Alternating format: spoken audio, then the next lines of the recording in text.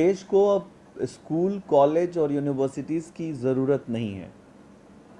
ये बात बहुत ज़रूरी है समझना कि स्कूल के प्रांगण के अंदर जो हैंड पंप लगा है उसमें भैंसें बंधी हैं और क्लास में धान पसरा हुआ है, लेकिन रजिस्टर पर 100% सीटें फुल हैं। 500 से ज़्यादा कैंडिडेट +2 में इनरोल हैं, लेकिन वो सारे स्कूल नहीं आते।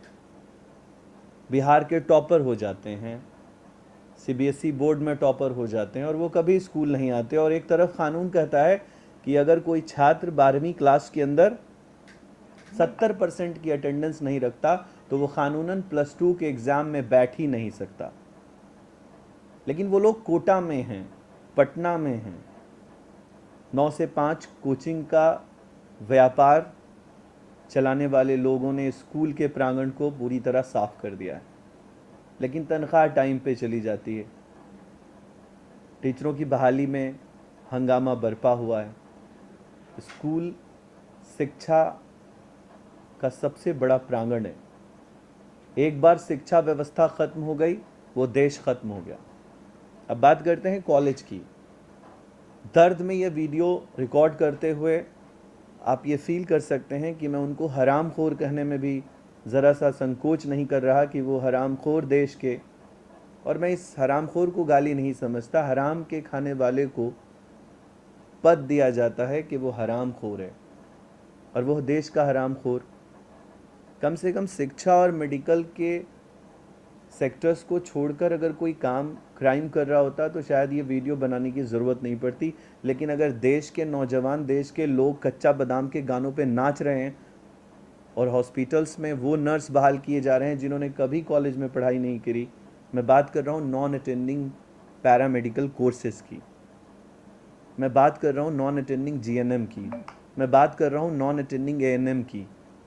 ये बहुत ही सीरियस विषय है जिस पर मैं सुनकर समझकर झिल्ला सा गया कि ऐसा कैसे हो सकता है। मैं भगवान से दुआ करता हूँ, अल्लाह से दुआ करता हूँ, ईश्वर से प्रार्थना करता हूँ उन सारे व्यापारियों को जब आईसीयू जाना पड़े, हॉस्पिटल जाना पड़े, उनके माँ और बच्चों को भगवान, ईश्वर और अल्लाह उनके नर्सें जो उनके हॉस्पिटल्स के अंदर में उनकी सेवा के लिए जो नर्स बहाल हो रही हों हॉस्पिटल के ज़रिए, वो वैसी ही नर्स हों जिन्होंने कभी कोई कॉलेज में जाकर किसी तरह का प्रैक्टिकल काम नहीं किया हो और नॉन अटेंडिंग से अपनी डिग्री पूरी की हो। ये मेरी दुआ है और रमज़ान में ऐसी मैं दुआ इसलिए दे रहा हूँ उनको क्योंकि उन्होंने शिक्षा और मेडिकल सेक्टर्स को मजाक बना दिया है और इससे हमें लड़ना होगा। लेकिन अगर हम कच्चा बादाम पे नाचते रहेंगे और रील्स बनाते रहेंगे, आज मैं सिर्फ युवाओं को नहीं देख रहा हूँ बल्कि मैं देख रहा हूँ कि कुछ टीचर्स, कहीं पदाधिकारी, कोई पुलिस डिपार्टमेंट का बंदा, कहीं हर एक जिम्मेदार पद पर लोग नाच रहे हैं, ऐसे चीज़ों को फैला रहे हैं, एक दूसरे को भेज रहे हैं। पता है क्यों? कि ये सब कुछ डिस्ट्रक्शन का एक मुहिम है और डिस्ट्रक्शन को फैलाना कितना आसान है ये पता चलता है। बिहार सरकार से मेरी एक अपील है कि उन सभी कॉलेजों को कम से कम क्रेडिट कार्ड योजना से बाहर किया जाए जो नॉन अटेंडिंग कोर्सेज चलाकर अपना पेट भर रहे हैं, अपनी बैंक भर रहे हैं, अपनी पूंजी बना रहे हैं और अपना तिजोरी भर रहे हैं। कम से कम बिहार से शुरू हो। और मैं पंजाब के सरकार से, आम आदमी पार्टी के मुखिया से, जिनकी सरकार अभी आई है, मैं उनसे बहुत प्रभावित रहा हूँ जीवन में। मैं उनसे ये कह रहा हूँ, आपने स्कूल की व्यवस्था को कायम करके देश को एक संदेश दिया है। युवाओं को उम्मीद है आपसे, पंजाब के उन कॉलेजों पर ख़ासकर आप बिल्कुल सख्त रोल अपनाइए जो नॉन अटेंडिंग पैरामेडिकल्स की योजना चला रहे हैं। मैं मध्य प्रदेश के मुखिया और उनके मुख्यमंत्री से कहना चाहता हूँ, मध्य प्रदेश नॉन अटेंडिंग का एक मरकज़ बना हुआ है और ख़ासकर पैरामेडिकल सेक्टर्स में, ख़ासकर जीएनएम में, एएनएम में क्या होगा जब हमारा मेडिकल सेक्टर और एजुकेशन सेक्टर इस कदर डैमेज हो जाएगा क्या होगा जब हम सबके घरों के अंदर डिग्रियां होंगी और हम इलाज के लिए चाइना की तरफ ताक रहे होंगे। चिंता का विषय है। प्लीज़ इस पर हमें काम करने की ज़रूरत है और इस वीडियो को सुनने वाले हर वो शख्स को इस मुहिम से जुड़ना चाहिए शिक्षा की व्यवस्था को सुधार के लिए।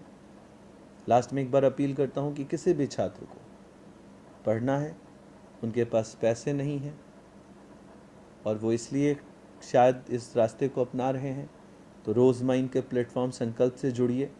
1 रुपया भी अगर आपके पास पढ़ने का नहीं है और आप अपना खा सकते हैं और रह सकते हैं, तो हम आपको गोद लेकर पढ़ाने को तैयार हैं। आप किसी धर्म के हैं, किसी जाति के हैं। पूरे इंडिया के अंदर में 75% सीटें खाली हैं, आपको पता नहीं है। आप सोचिए, युवाओं को एक बार सोचना चाहिए, जिस देश की 75% कुर्सियां खाली हैं वहाँ हम सब एंट्रेंस एग्ज़ाम खेल रहे हैं। ज़रूरत नहीं है।